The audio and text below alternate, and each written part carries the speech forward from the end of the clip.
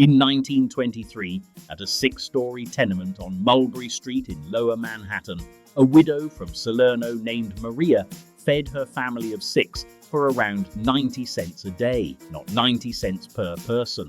90 cents total. She had come over in 1908 with nothing but a suitcase and the knowledge of a Campanian kitchen, and she was feeding her children better than most middle-class Americans were eating that year. It is not a recipe collection. It is a catalogue of what was normal in those apartments on Mulberry Street, in Federal Hill in Providence, on the Hill in St. Louis, in the Italian quartiere of Newark and South Philly. What was eaten openly, sold in the neighborhood, traded apartment to apartment.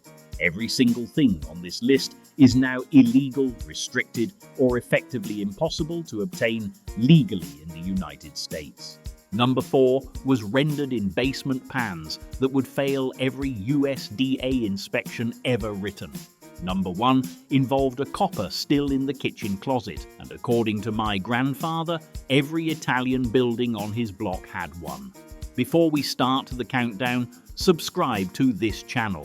Not because it helps me, because what follows might change how you think about your own family, and you are going to want the next video in this series. Let us count down the 9 foods that were dinner in 1920s Italian immigrant kitchens and crimes in 2026. Number 9. Uccelli, songbirds.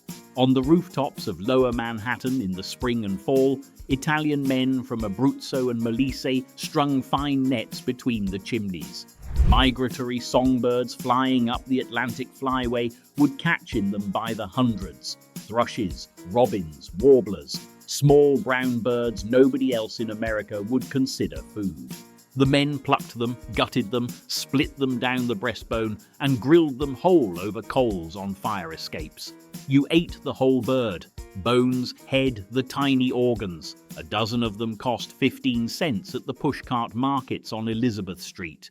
That was merenda for a family of 4. The Migratory Bird Treaty Act had passed in 1918.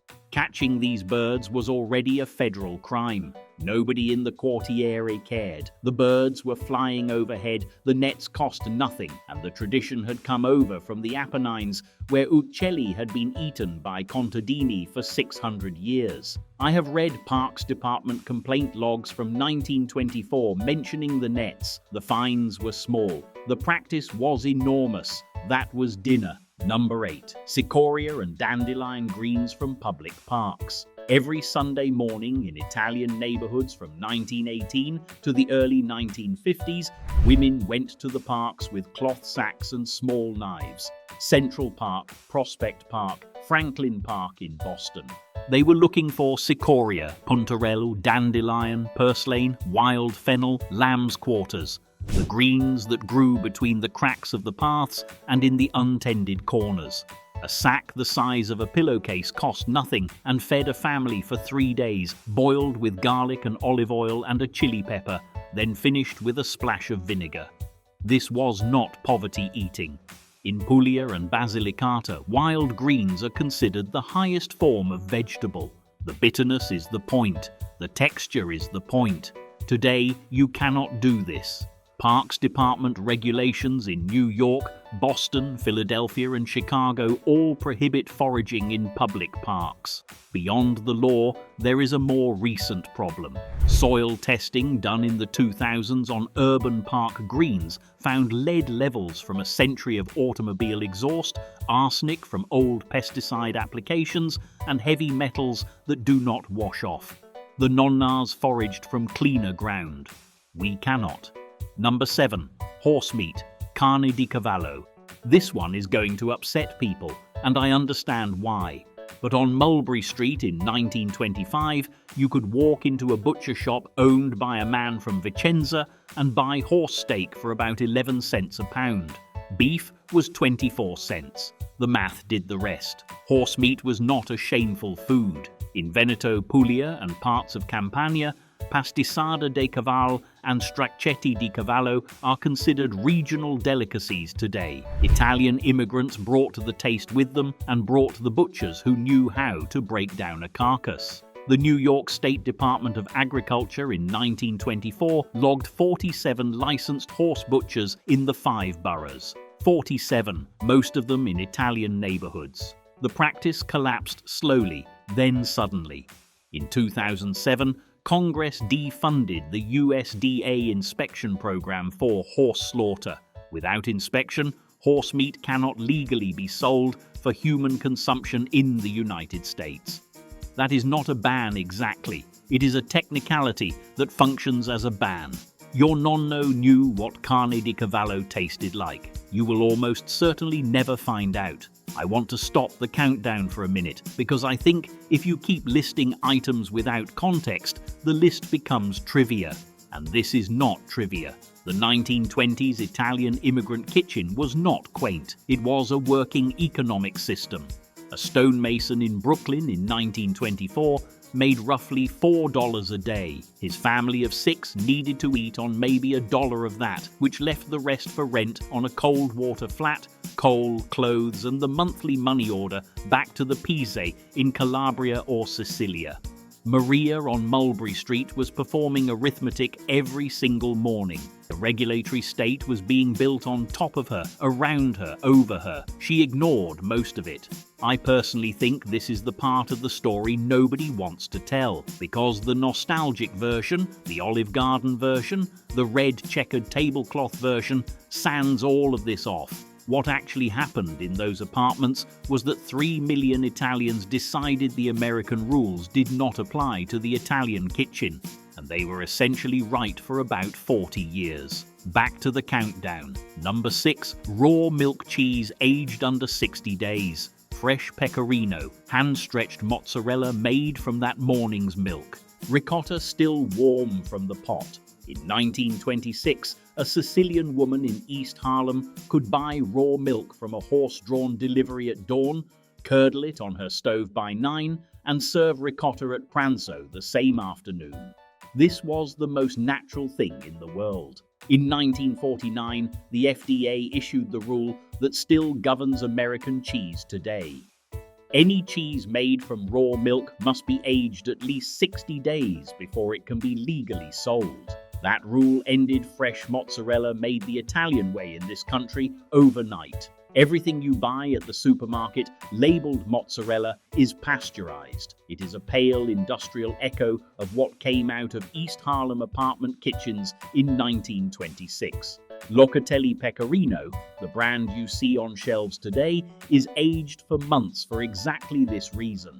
Your great-grandmother ate the version that could kill you if you made it wrong. She almost always made it right. Number 5. Salumi cured in the apartment. In the cold months, from November through February, Italian kitchens in the 1920s looked like butcher shops.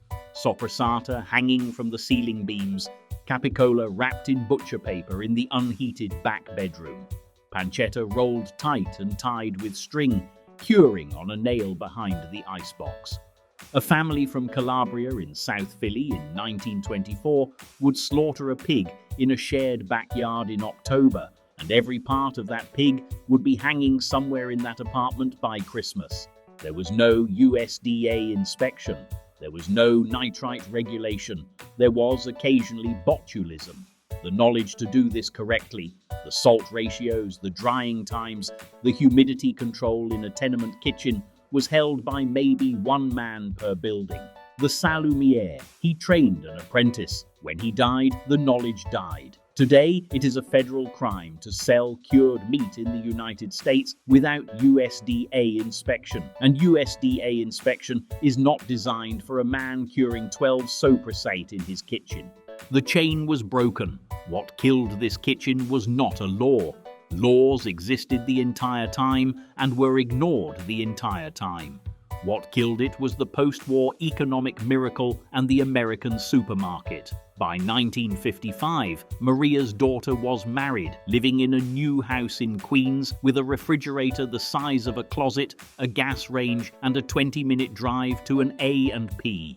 She did not have time to render lard or cure soppressata. Her husband made union wages. A pound of factory mortadella cost 42 cents and took 0 hours of labor.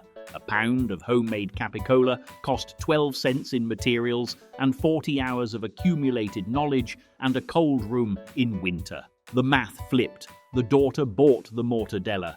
Her daughter bought Oscar Mayer bologna. Her daughter buys nothing because she orders DoorDash. 3 generations, 1 kitchen lost. The knowledge was worth more than the materials, and the knowledge was what got thrown away first. Back to the countdown. Number 4. Unregulated lard from backyard pigs. I mentioned the shared backyard pigs earlier.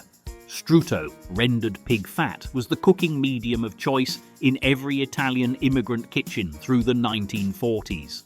Olive oil was imported, expensive, and reserved for finishing dishes and for salads. For frying, for pastry, for sautéing, lard was the answer. A family in the Hill neighborhood of St. Louis in 1925 rendered around 30 pounds of lard per year from 1 pig. This lard was not inspected by anyone. The pig was not inspected. The rendering pan was a disused wash basin. The strutto was stored in ceramic crocks in the pantry and used for 12 months. It was also, according to every food chemist who has studied pre-industrial Italian-American cooking, extraordinarily good. Pigs that ate scraps, apples and garden greens produced lard with a pronounced sweetness and a clean finish. The Federal Meat Inspection Act of 1906 technically applied. Enforcement in Italian neighborhoods was essentially non-existent until the 1950s. By then, Crisco had won.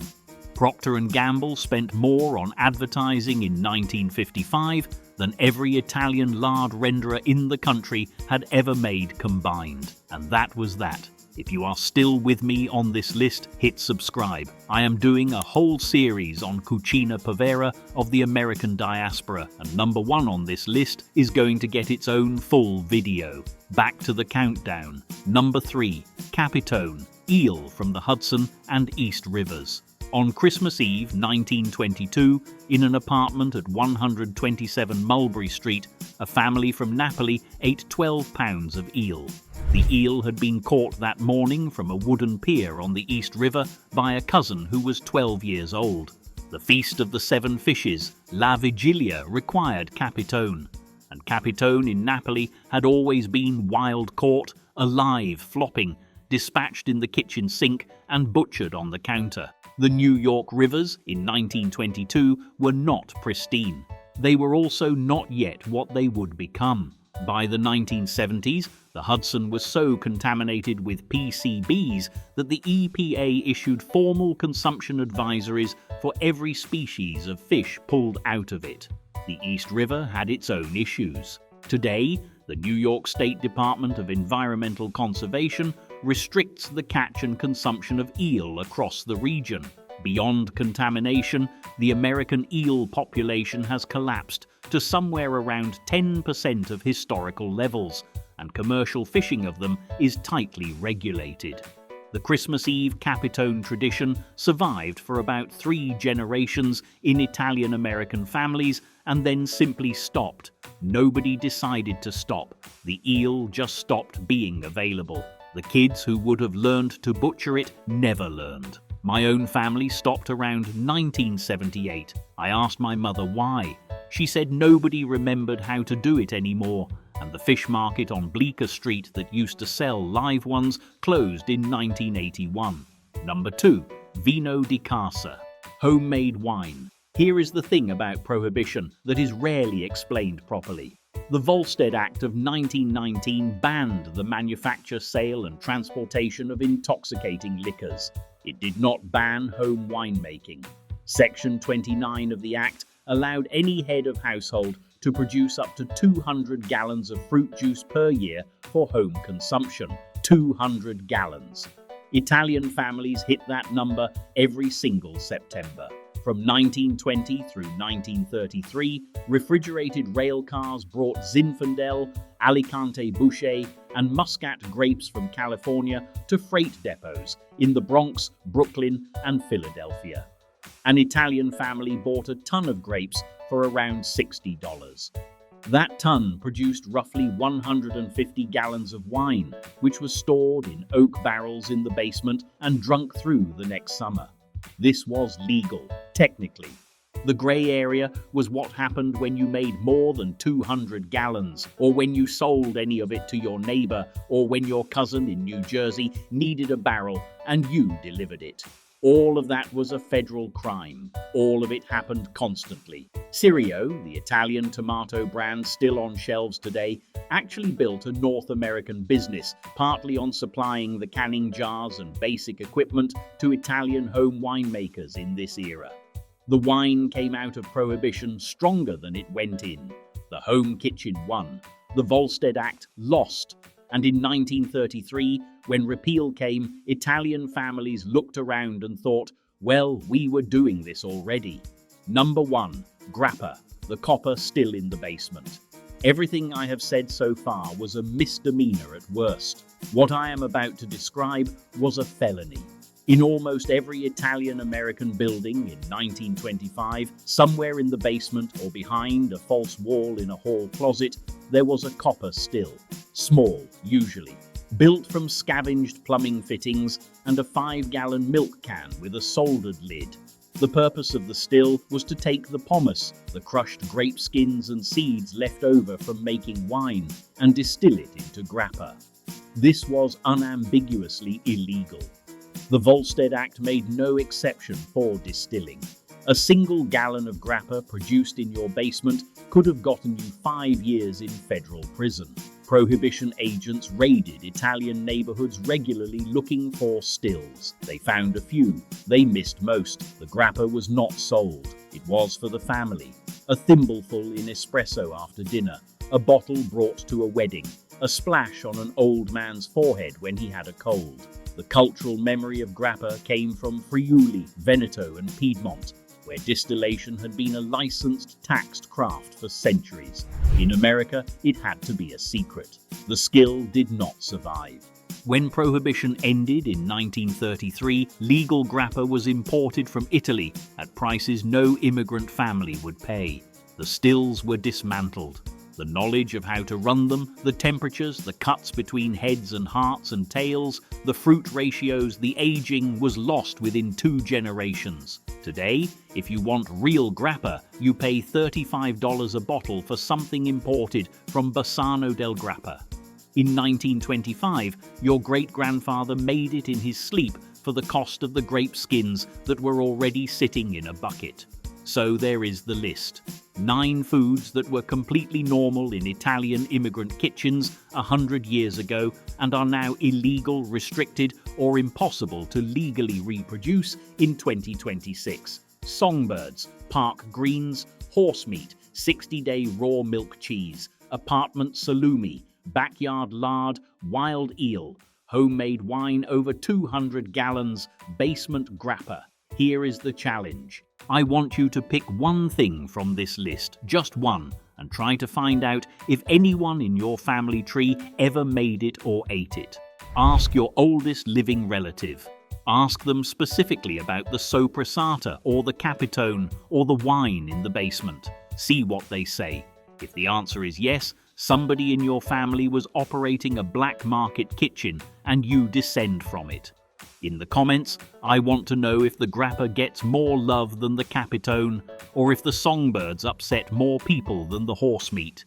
Those are the 2 that split my own family when I brought them up last Christmas. And this is where I want to land. The widow on Mulberry Street in 1923 was not a peasant. She was not a charming ethnic caricature in an apron. She was an economist, a chemist, a logistics officer, and a criminal, depending on which morning you caught her. She fed her children on 90 cents a day and broke 3 federal statutes to do it, and everything she cooked tasted better than anything her great-granddaughter will ever eat. The sanitized version of the Italian-American kitchen, the one that got marketed back to us in the 1980s, is a lie. She knew. My nonno knew. Now you know too.